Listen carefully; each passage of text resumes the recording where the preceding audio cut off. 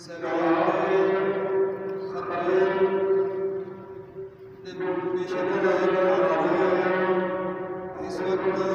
रियासत में पानी का बहाव 3.5 फुट पहुँच चुका